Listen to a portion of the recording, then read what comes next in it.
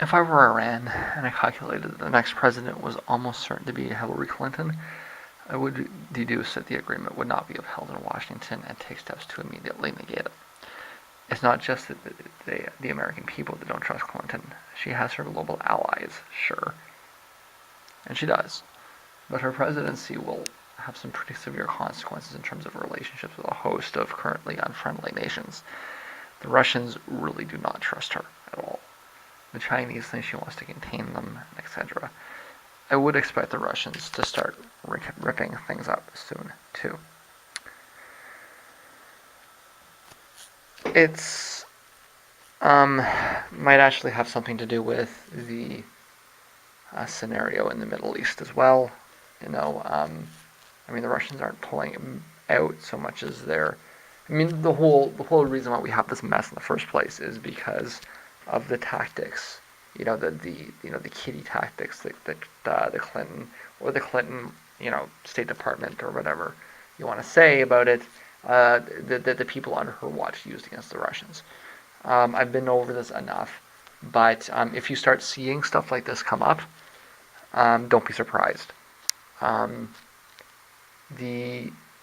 There will certainly be a large part of the world that will react very well to a Clinton presidency, but the countries that are traditionally referred to as America's enemies are going to very likely not give her the benefit of the doubt that was given to Obama or even that was given to Bush, because she's a known entity.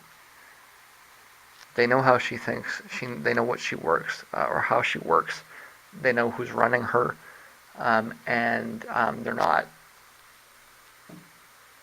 Let me rephrase this.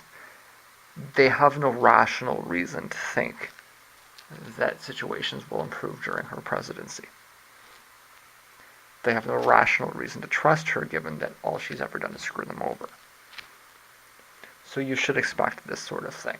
You should expect the Iranians to pull back. You should expect the Russians to get a little bit snarkier.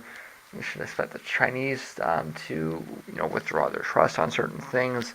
Maybe the Brazilians to pull back, even though the Brazilians aren't there's no particular bad blood, other than that Brazil seems to want to put the world down a different path than America does, and etc. etc.